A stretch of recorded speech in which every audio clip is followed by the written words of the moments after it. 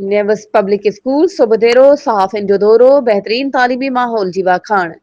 सुबुदेरो nevus public school सुबुदेरो में जारी सालियाने इम्तिहाननि दौरान मकामी सहाफ़िन स्कूल जो दौरो कयो। प्रिंसिपाल बस्तान अली चन्ना, उस्तादन वसीम अब्बास दराज़ी, फारूक अहमद मेमण, वजीर अली समेत ॿियनि सहाफ़िन के स्कूल जी कारकर्दगी बाबत तफ़सीलन सां आगाह कयो।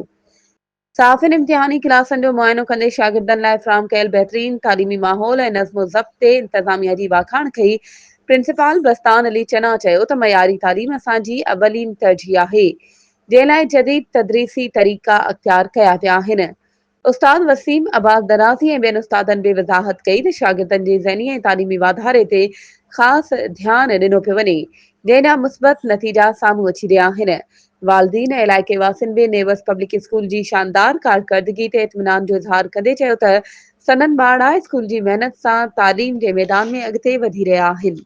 वधीक ख़बरुनि ऐं अपडेट्स जे लाइ असांजे चैनल खे सब्सक्राइब कयो ऐं हा, बेल आइकन खे प्रेस करणु न विसारिजो त जीअं असांजी हर नई अचण वारी वीडियो तव्हां ताईं पहुची